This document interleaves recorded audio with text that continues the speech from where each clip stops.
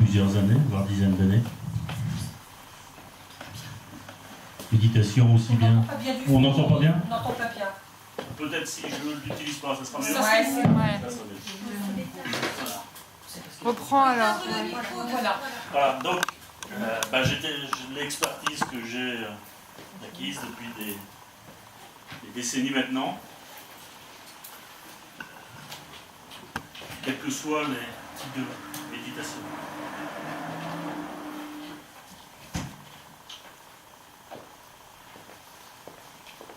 J'ai eu envie de les partager cette expérience.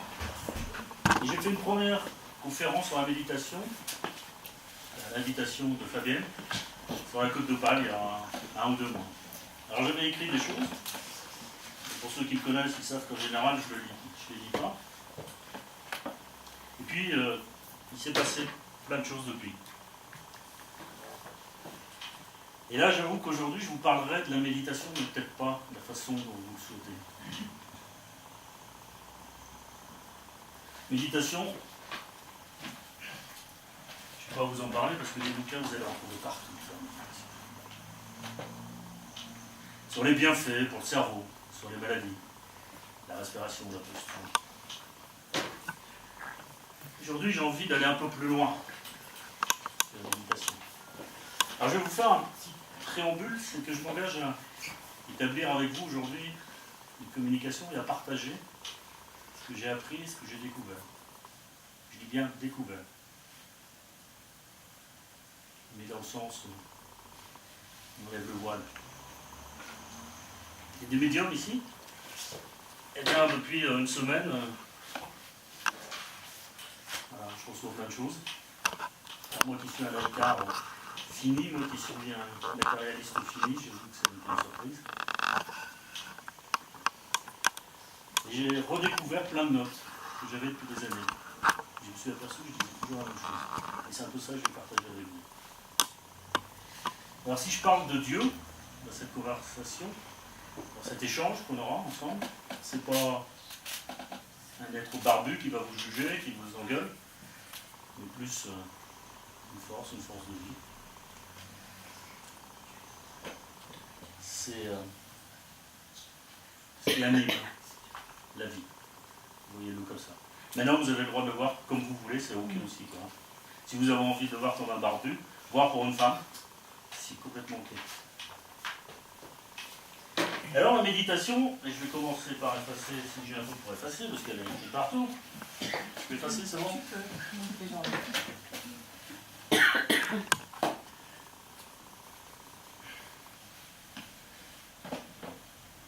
Tout le monde en parle. Méditation, il y a plein de bouquins, il y a plein d'émissions. Et en général, on sait ce que c'est ou ce que c'est pas.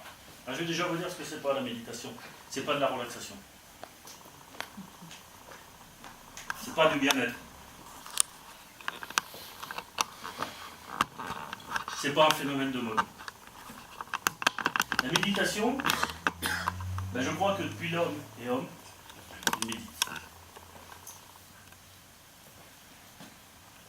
Et si c'était que de la relaxation, on n'aurait pas passé des milliers d'années.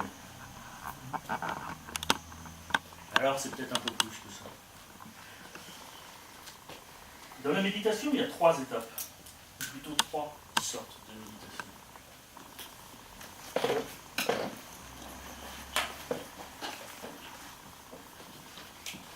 Vous voyez? Non. La première forme, celle dont on parle en ce moment, celle dont je vous parlerai, la première étape, celle de vous poser. On peut le dire autrement. S'enraciner. C'est la première étape. Il y a la deuxième étape, qui est de se conforter, de se développer, de se renforcer. Et puis il y a une troisième étape,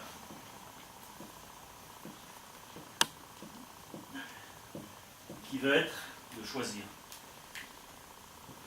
La méditation va permettre de nous choisir. De nous permettre de choisir. 3 étapes dans la méditation. Mais elle commencera toujours par celle-là. Alors celle-là, c'est celle de l'enracinement. C'est celle de la base. C'est celle qui est mère de toute sagesse. Apprendre à se poser. Je ne dis pas là de canette, coca ou de bière, parce que si je fais ça et que je l'ouvre, qu'est-ce qui se passe? Eh bien, imaginez-vous que vous êtes, je suis, nous sommes comme des canettes de coca. Ça, on a ce qu'on veut. Et que la première des choses qu'il faut qu'on apprenne, c'est à se poser. Alors je vais vous demander, tout de suite, si vous le souhaitez, de vous asseoir correctement, les pieds bien à plat, de redresser le dos, et d'essayer d'avoir une position juste, c'est-à-dire en mettant les mains sur les genoux, sur les jambes. Essayez d'avoir la position juste. La position juste, c'est celle où la colonne vertébrale va être droite, hop, si je peux me permettre, légèrement redresser droit, rentrer légèrement le menton, et puis là, comme s'il y avait un fil qui vous tirait, légèrement. On rentre légèrement le menton.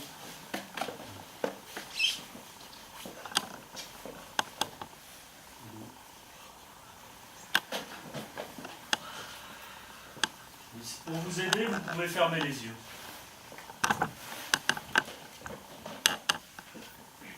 Et prendre 3 grandes inspirations.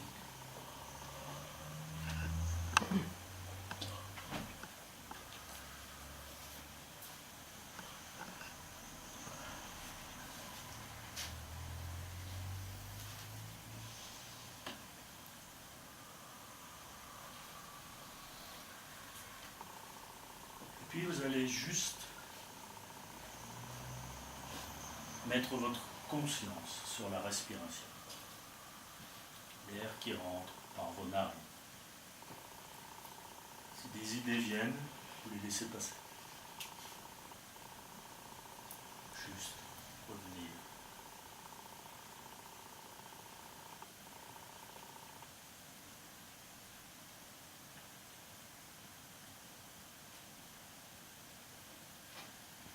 Juste revenir à la respiration.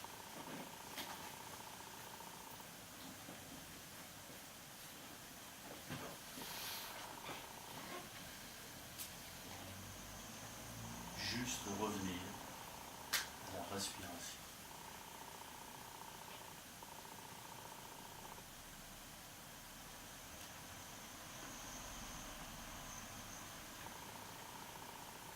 Si les idées viennent, vous les laissez passer. Vous êtes juste dans le j'inspire, j'expire.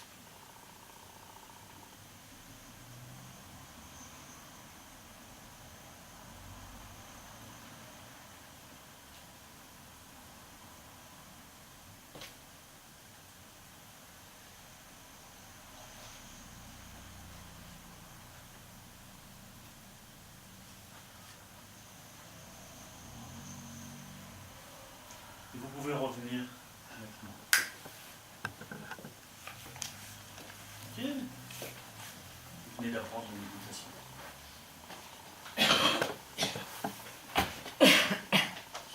Comme dit un maître que j'ai la chance de croiser, la méditation, ça s'apprend en moins de 3 minutes. Il nous faut toute une vie pour la pratiquer. C'est pas plus compliqué que ça.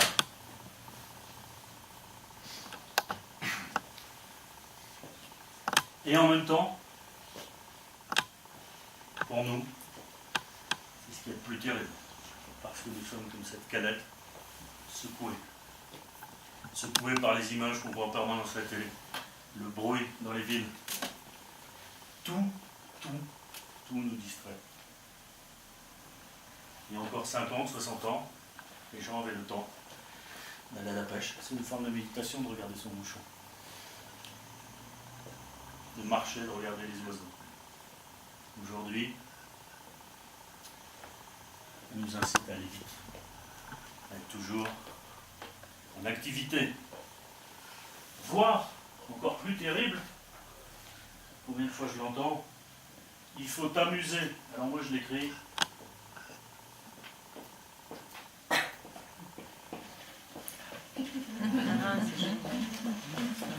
Âme usée. C'est d'ailleurs intéressant, cette semaine m'est venu un mot, le mot récréation. Récréation, il faut toujours être en récréation. La récréation, je me distrais. Eh bien, dans récréation, moi j'ai enlevé une chose.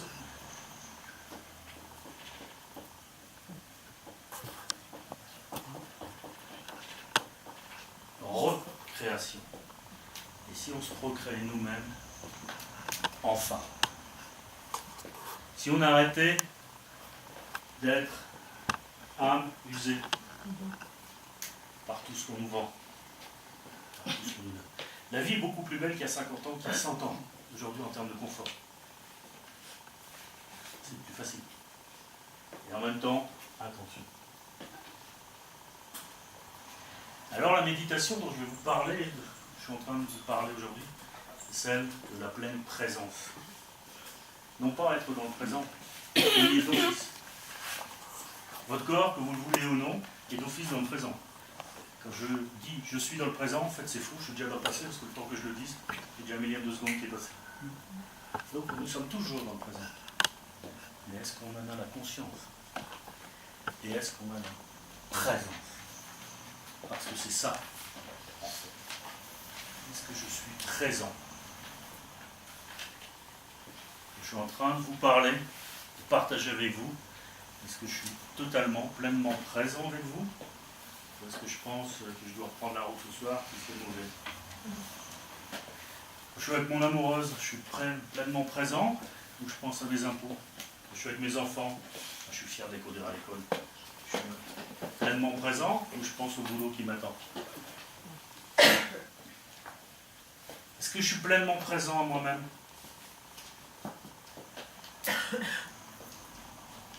Ou je rêve ma vie?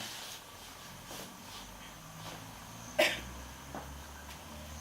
que je suis dans la terre, dans la carte? Est-ce que je suis là, présent? C'est ça la méditation, la pleine présence. Quand je fais quelque chose, je le fais réellement. Si j'épluche des carottes, je le fais réellement. Encore une fois, c'est simple, c'est concret, c'est efficace. Et c'est juste une habitude. C'est pas autre chose. Est-ce que je prends l'habitude de faire ce qu'on vient de faire, là, pendant 2 minutes, tous les jours? Ou je continue l'habitude, et je le fais, et je l'ai fait, de regarder la télé, de perdre du temps sur des jeux vidéo, ou encore. Et je dis connerie, c'est peut-être un jugement de ma part, mais je l'assume. Parce que si on veut avoir la vie qu'on veut, et je vous dirai ce que ça veut dire, parce que c'est pas être dans le désir. Et quand je dis la vie qu'on veut, c'est être dans l'écoute. On en parlera tout de suite. C'est vers cette étape. Est-ce que je prends les bonnes habitudes? Et alors le hasard, ce matin je cherchais un papier, et le hasard a fait que je suis tombé sur la citation du jour. Alors tout le monde ne la verra pas, je la laisserai, je vais la lire. Fais attention à tes pensées, elles deviendront des mots. Fais attention à tes mots, elles deviendront des actions. Fais attention à tes actions, elles deviendront des habitudes. Fais attention à tes habitudes, elles deviendront ta destinée. et c'est le Talmud. Le livre sacré de la tradition juive. Ça a plus de 3500 ans. Quelles sont nos habitudes? Alors moi j'en ai eu plein au niveau diététique qui étaient mauvaises. Je crois que ça se voit un peu. Mais j'ai eu plein de mauvaises habitudes. Et pour les justifier, j'avais la phrase magique. Il y a des magiciens dans la salle? Je vais vous la donner. C'est entre nous. J'ai pas le temps. Ça c'est la phrase, vous la connaissez pas cette phrase? Vous ne connaissez pas cette phrase, c'est magique. Il faut que je médite. J'ai pas le temps. Il faut que je prenne 5 minutes pour méditer. J'ai pas le temps. Tu dois t'occuper de tes parents. J'ai pas le temps. C'est une phrase magique comme ça.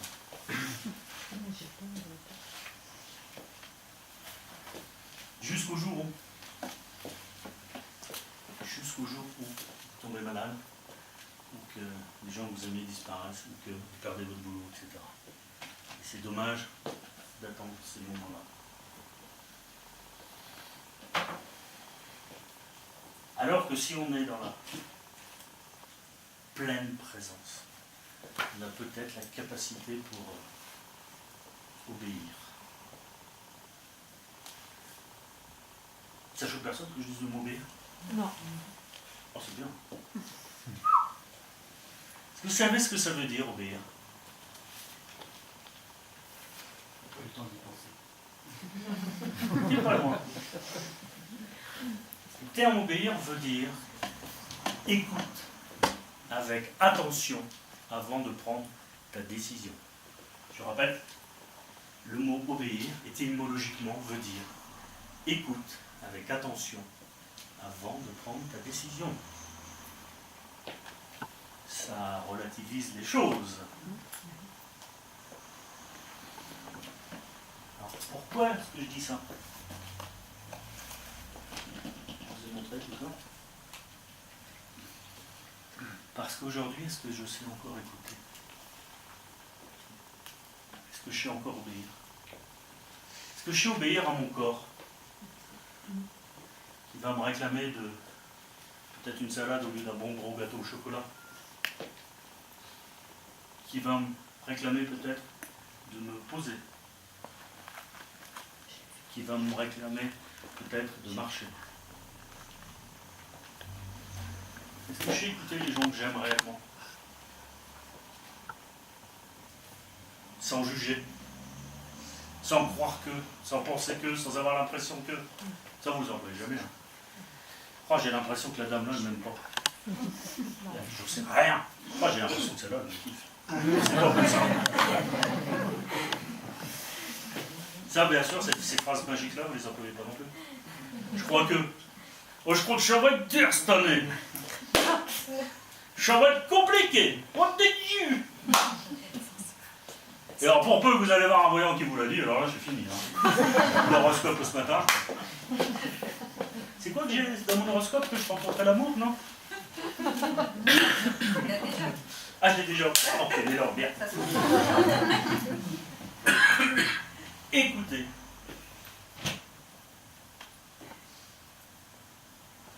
Je vais plus loin. Écoutez de façon terrestre. Mais écoutez Dieu aussi. Parce que quelle est notre mission? On cherche tous notre mission. Plus ou moins. Ce que je dois faire dans la vie. On n'en a qu'une. Réaliser en nous notre partie divine. Point barre. C'est pas moi qui le dis. Hein. C'est le Talmud. Enfin, on va faire vite. Les 3 livres qui sont là-bas en Méditerranée. Les 2 livres qu'il y a là-bas en Inde. Ceux chez les Bushmen.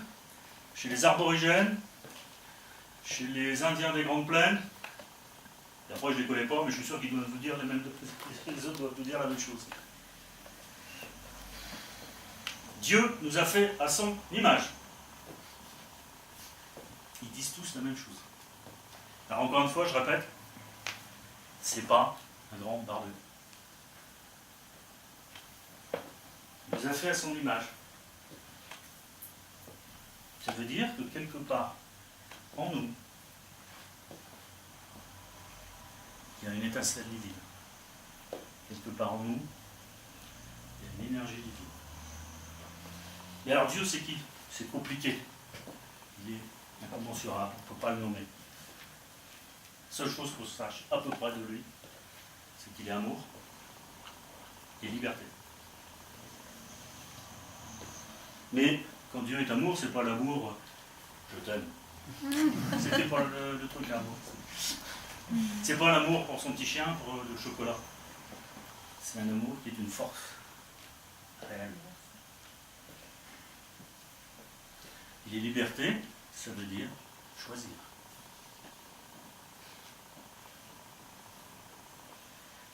Alors être à l'image de Dieu, c'est être dans la force de l'amour et accepter de choisir. Et c'est marrant, c'est que quand on commence à être dans la présence, on est aussi dans la présence avec un grand P. Comment on dit Dieu? Il est présent, c'est la présence.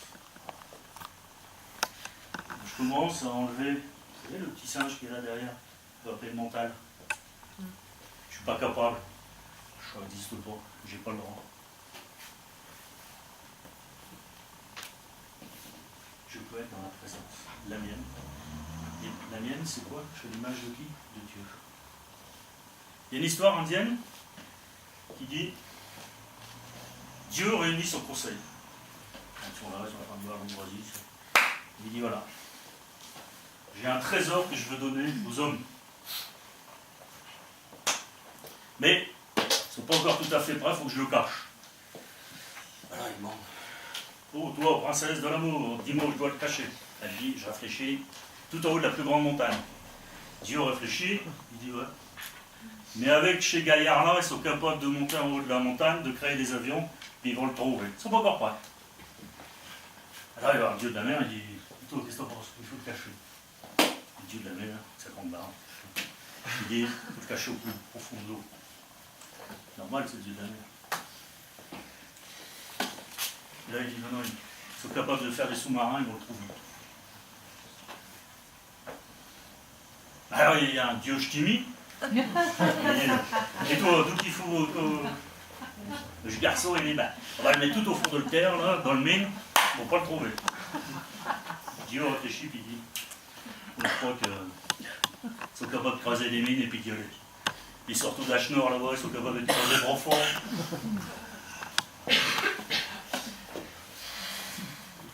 À ce moment-là passe un bel oiseau, puis Dieu lui dit, tiens, et toi, bel oiseau, qu'est-ce que tu penses? Bel oiseau, regarde, et dit, ce trésor, Dieu, il est important? Oula, c'est le summum du trésor. Ben, j'ai la cachette absolue. Ah bon? Et ça serait où? Eh bien, mets-le dans le corps et dans l'âme de chacun des hommes. Ils n'iront jamais le chercher. C'est tellement vrai. C'est tellement vrai.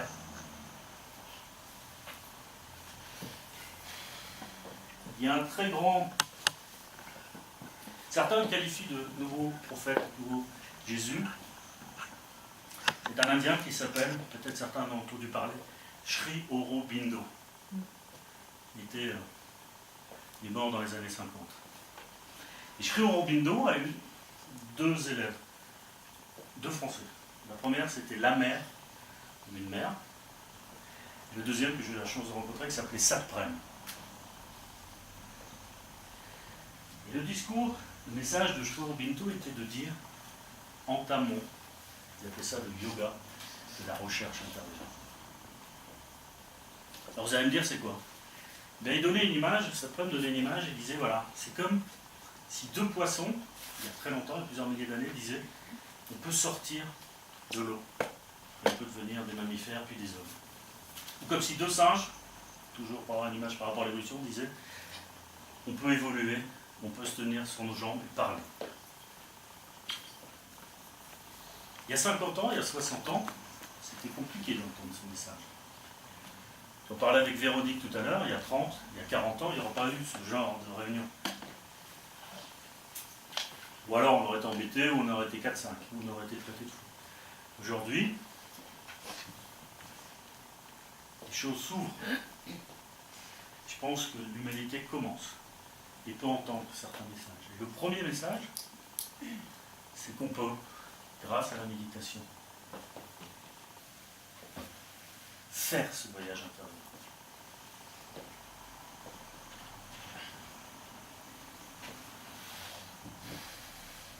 Est-ce que j'ai envie de faire ce voyage intérieur? Voilà la première question. Voilà la première question que vous pouvez vous poser.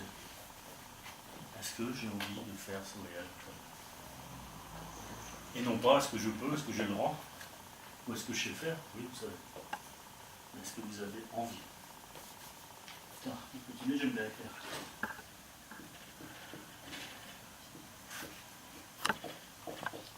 Est-ce que je me mets en vie?